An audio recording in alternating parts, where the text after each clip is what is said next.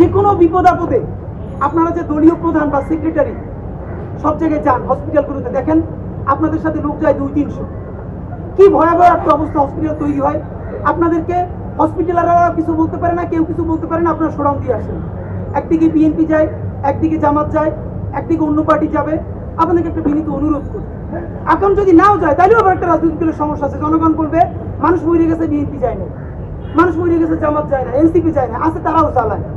তো আমরা বরং জনতার আগে একটা অনুরোধ করি, জনতার তরফ থেকে রাজনৈতিক দলেরও বলি, এখন থেকে যত এরকম আমাদের বড় কোনো বিপর্যয় ঘটবে, ভলান্টিয়ারিং করার জন্য আপনারা বাইরে আপনাদের প্রশিক্ষণপ্রাপ্ত কর্মী দেন, বাইক সার্ভিস দেন, অন্যান্য সাপোর্ট দেন। প্লিজ আপনারা যারা উপরের শ্রেণীর নেতৃবৃন্দ, আপনারা হসপিটালের প্রথম দিকে ঢুকেন না, পুরো চেইন অফ কমান্ড হসপিটালের ভেঙে পড়ে। আরে ভাই, আইসিইউতে ঢেইলে পর্যন্ত 20 জন চলে যায়।